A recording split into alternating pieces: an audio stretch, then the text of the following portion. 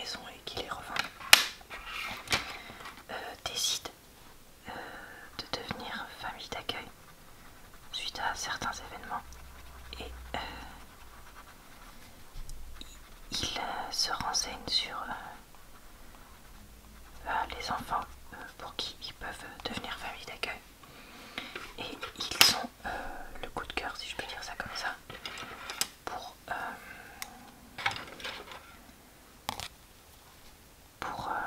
une adolescente et malgré le fait d'avoir découvert qu'elle a un petit frère et une petite sœur, ils décident quand même de la prendre chez eux et du coup de voir ce que ça peut donner. Donc c'est un film que j'ai bien aimé parce que voilà, je trouve que pour un film happy end, on va dire ça comme ça, il reste relativement réaliste, j'ai l'impression, dans le sens où bah voilà, on les voit avoir cette envie là, on les voit galérer ensuite avec les enfants parce que tout n'est pas rose, et puis on les voit galérer un petit peu avec le système administratif. Alors après je tiens à dire que je sais que le système pour l'adoption aux États-Unis est assez différent du système en France, dans le sens où aux États-Unis il est assez rapide, qu'au bout de quelques mois, voire quelques années, si les parents ne sont pas, en situation d'amélioration, on va dire ça comme ça, les enfants passent à l'adoption, alors que nous en France ce n'est pas du tout le cas, les enfants resteraient en système de famille d'accueil parce que l'adoption est beaucoup plus rare, il faut vraiment que ce soit dans des cas extrêmes, je vais dire ça comme ça, pour que les enfants soient adoptables, parce que tant que les parents sont vivants, ils essayent de pouvoir rétablir le lien en France, donc ce qui n'est pas forcément le cas aux États-Unis si les parents sont déclarés entre guillemets non en rémission, on va dire ça comme ça. Ben, voilà. Les enfants peuvent passer assez rapidement à l'adoption, mais du coup il peut y avoir après des revirements de situation. Donc voilà, du coup c'est un système qui est assez différent de nous, de ce point de vue là, c'est sûr. Donc voilà. Ensuite, qu'est-ce que j'ai aimé d'autre dans ce film? Bah, j'ai trouvé qu'il avait une durée assez appropriée, avec voilà quand même des événements, différentes parties dedans quoi. Donc la partie où ils ont pas les enfants, puis ils ont les enfants, puis voilà après les galères un petit peu. J'ai trouvé les personnages un peu caricaturaux quand même, il faut le dire. Mais bon, ça restait un film bon sentiment d'Hollywood, donc ça m'a pas trop étonné. J'ai trouvé que les enfants acteurs jouaient vraiment bien. Et puis voilà, c'est vraiment un film que j'ai pris plaisir à regarder et que je prendrai plaisir à revoir à un autre moment si jamais l'occasion se présente. Après voilà, je le recommande, mais c'est pas non plus le film de toute la vie, mais c'est le genre de film qui est je sais pas si c'est considéré comme une comédie parce qu'il y a même des moments drôles, donc peut-être que oui, mais ça reste un bon film à regarder le week-end quoi. Ça c'est clair. Alors le deuxième film dont je voulais vous parler, c'est un film, je vais parler de celui qui m'a pas plu. Donc c'est le film qui s'appelle La Favorite ou The Favorite en anglais. Vous pardonnerez mon accent un petit peu qui laisse un petit peu à désirer.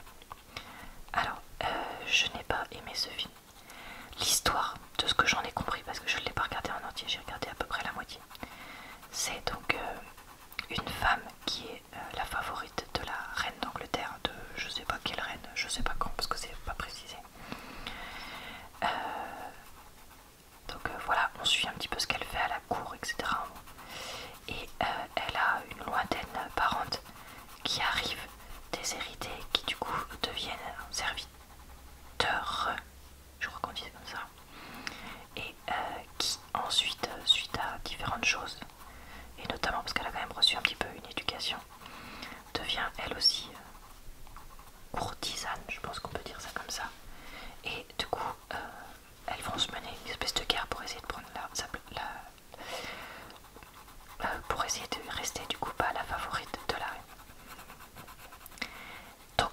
ce film pas bien du tout. Et du coup j'étais assez étonnée parce que moi je vais régulièrement sur le site qui s'appelle Mademoiselle. Et sur ce site ils en parlaient de ce film et ils disaient qu'il était vachement bien et tout. Donc j'ai été très étonnée de pas l'aimer du tout comme ça. Parce que d'habitude leur avis me convient généralement. Mais là ouais, non, moi je l'ai vraiment pas du tout aimé. Parce que donc déjà il y a des espèces de coups de cloche, si je peux dire ça, qui vont tout, tout, tout, tout le temps dans le film. Et c'est ultra oppressant, franchement j'ai trouvé ça mais nul, nul, nul. Alors à moins que ce soit ma version craquée en anglais qui soit comme ça. Je sais pas, mais en tout cas, ça c'était insupportable et hyper oppressant. Donc ça j'ai détesté déjà. Ensuite, en fait j'ai pas du tout accroché avec l'histoire ou les personnages. Enfin, les personnages ils sont pas vraiment présentés. Il y a des scènes qui sont vraiment bizarres parce que je trouve que la façon dont elles sont filmées de façon à ce qu'on comprenne un peu rien, mais en même temps un peu l'histoire et tout. Le film est extrêmement long à se mettre en place, c'est-à-dire que moi j'ai regardé plus de la moitié du film et c'était toujours pas en guerre, alors que ça, clairement c'était sûr que ça allait arriver. Donc vraiment, j'ai pas du tout passé un bon moment, enfin 50 bonnes minutes ou une heure, je sais plus, parce que le temps que je suis restée mais à le regarder. Et à chaque fois je me disais bon allez regarde la fin et tout pour donner ton avis sur le film en entier, mais en fait j'ai jamais pu, tellement ce film je l'ai détesté quoi. Donc voilà, donc vraiment pas une bonne expérience pour moi. Après voilà, la vie de chacun est différent, bah, apparemment il y a des personnes qui aiment bien ce film, tant mieux pour eux. Mais moi j'ai détesté. Après, la seule chose que j'ai trouvé intéressante dans la partie que j'ai regardée, c'est que pour une fois, pour un film qui se passe à la cour et tout ça, il n'y avait pas vraiment d'hommes importants. C'est vraiment un film sur des personnages féminins, etc. Donc ça j'ai trouvé ça bien. Parce que souvent dans les films à la cour et tout, bah, ils nous montrent beaucoup les hommes. Surtout si c'est des films français parce que voilà, c'est quand même les rois de France. Et là du coup bah, c'était comme c'est une reine, du coup c'est des femmes, etc. Donc ça j'ai trouvé ça, c'est la seule chose que j'ai trouvé bien. Mais franchement sinon le film je l'ai trouvé mais nul de chez nul quoi. Donc voilà, donc personnellement j'ai détesté. Après chacun son avis. D'ailleurs chacun son avis sur le film. Apprenti parent, ça se trouve vous allez le détester, etc. Ça, moi je force personne. Donc voilà pour ce deuxième film. Et le troisième film dont je voulais vous parler, c'est donc le film Les Animaux Fantastiques 2. Je crois que le sous-titre c'est Les Cris de Grindelwald. Je sais plus comment il s'appelle, mais pas Voldemort, mais le méchant d'avant dans Harry Potter. Alors, pour ce... attention, si vous n'avez pas vu le film Les Animaux Fantastiques 1, je vous conseille d'arrêter la vidéo maintenant. Parce que du coup, je vais révéler forcément un petit peu de l'intrigue du 1 dans ce que je vais dire là pour ce qui se passe dans le film. C'est bon, vous êtes partis? Bon, donc tout le monde est parti, on va dire ça comme ça. Alors, dans le 1, dans Les Animaux Fantastiques 1, donc vous vous rappelez peut-être pour ceux qui l'ont vu que ça se passe donc dans l'univers d'Harry Potter, mais bien avant la naissance de Harry. Et du coup donc il y a le méchant mage, je vais l'appeler comme ça parce que je ne me rappelle plus exactement son nom, qui est là, qui est capturé. Et donc dans le 2 ça s'ouvre sur non on dit pas l'échappement, comment on dit déjà. En gros le méchant mage il s'échappe lors d'un transfert et du coup bah, il est de nouveau dans la nature. Et donc il va chercher à récupérer des partisans et à récupérer un jeune homme pour lui parler, etc. Alors j'ai un peu de mal à vous expliquer l'histoire parce que en fait je ne me rappelais plus du tout ce qui se passait dans le 1 vu que je l'avais vu pas qu'une fois il y a un moment, et le 2 suit vraiment le 1 et du coup bah voilà j'ai un peu de mal à vous expliquer.